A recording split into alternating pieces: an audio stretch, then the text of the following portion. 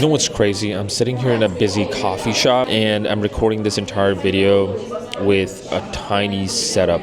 The DJI Pocket 3, which is a gimbal and a camera. And it's tracking me as I'm speaking and it's focused on me. And I'm using the normal 10-bit profile connected to the DJI Mic 2. And it's a perfect setup for vlogging. And before I get into how this is going to change content creation for me and how this device is great with certain features, let me just quickly turn the camera around and show you a little bit. So, you see that focus? And now I'm just moving around it smoothly with just one hand.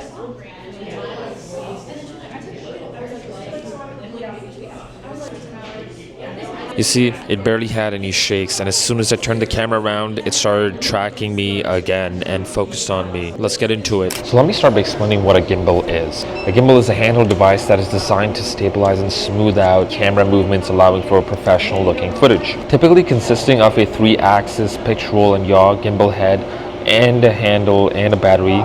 These devices use motors and sensors to counteract unwanted camera movement. This results in silky smooth pans, tails, and tracking shots, making gimbals ideal for filmmakers, videographers, and content creators. Now in this review, I'm not just going to tell you about the features that you can read on DJI's website. Instead, I'll show you exactly what this camera can and can't do, who should buy it, who shouldn't, and why it might be the only camera some content creators will ever need. So I'll start with the build and tell you that it does feel premium quality. It feels really nice and it's tiny. Yes, you can fit in your pocket, but when you attach the tripod, it gets a little bigger, and when you attach the battery attachment, which is also a tripod, it gets a little more bulkier, and not to mention the case it comes with as well. For those of you who love to vlog and just want to have a camera that kind of tracks you as you're moving around like I am right now, and you just want to have it set up somewhere where, let's say myself, or selfie mode, and I want to place myself at the bottom right, I could just do that and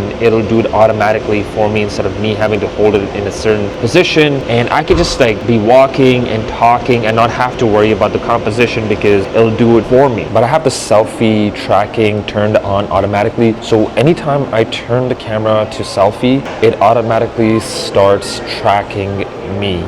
So this is what it sounds like with no mic on me. I think it still sounds pretty good, but it sounds much better obviously when you have a mic attached. And this is what it sounds with the DJI Mic 2. The audio straight out of the Pocket 3 is pretty good. You can use wind reduction as well if you wanted to. And you don't have to use the DJI Mic 2. You can connect some other mics if you wanted to. This has a 1-inch camera sensor. You can film in the 10-bit D-Log M if you want to color grade your footage. You can also film it in the normal 10-bit color profile, which is, by the way, incredible. And the low light performance of this is just stunning. There's times that I've just recorded it normally using auto exposure without having to turn on night mode, and the footage just looks incredible. You also have 4K 120 as well. Now for the beginners, it's so easy to use. You can just use the auto settings and get stunning footage from it. The skin tones are kept natural in the normal color profile. You can film in vertical mode and then quickly upload it to social media as well. Connecting it to the DJI Mimo app is just really cool. You can make quick edits there too, or just download the footage and then upload it to social media. Now in perfect situations, the DJI Pocket 3 can record up to 116 minutes in 4K 60 frames per second. You can also get more battery by attaching the battery attachment, which you can also use as a tripod, and which you can also use the tripod to connect to it from underneath. So just like the Osmo Action 5 Pro, this charges from 0 to 80% in about 16 minutes. I think it's 18 minutes with the Action 5 Pro if I'm not mistaken, which is just incredible. Connected USB-C, so there's a lot of times that you might not have the attachment, or you don't want to charge it, you haven't charged it, you want to head out, charge it for like about 15 minutes and you've got quite a lot of battery. The Pocket 3 isn't trying to be everything for everyone, but what it does exceptionally well. For content creators who value portability without compromising on quality, this might be the best camera investment you make. Holding a bulky camera facing you and then attaching your mic to it, going into certain places like I am right now in this cafe, and just having that setup here, a little too bulky, when I could just bring the Pocket 3, attach the mic, and then quickly film videos. I mean, the 1-inch does produce really good results. It gives you flexibility in color grading in post as well with that 10-bit flat color profile D-Log app. Now, if you're a beginner, this camera will grow on you. If you're a pro, it'll surprise you with its capabilities. And if you're someone in between, well, you might just find this becomes your go-to camera more often than you expect. I'm also going to be working on a comparison video between the Pocket 3, Action 5 Pro, and the iPhone 16 Pro. So make sure you subscribe so you don't miss that video. Who is this camera for? Honestly,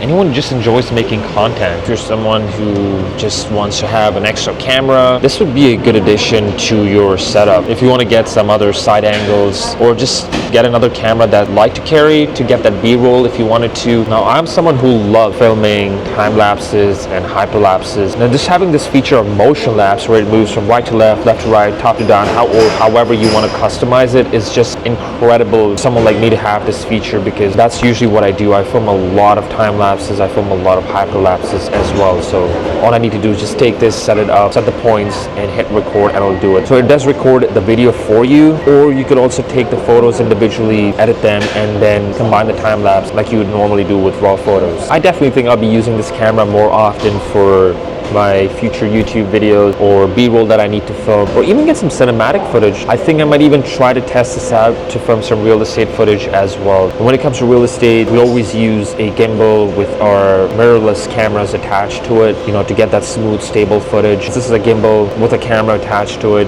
You don't really have to do much. It's got some really crazy features, and you could get very creative with a camera like this. Also, when it comes to photos, it does take some really good photos, and you can shoot them in RAW as well. It's just so much fun to film with this camera. It's incredible. I'm definitely going to be working on some more videos as well. I'm going to be using this camera so much more than I thought I would be, because it's just an enjoyable experience. So what are your thoughts on the Pocket 3? Let me know down in the comments below. I'd love to hear from you guys. Do hit that like button if you enjoyed it, and also subscribe so you don't miss future videos. Hopefully I'll see you in the next one.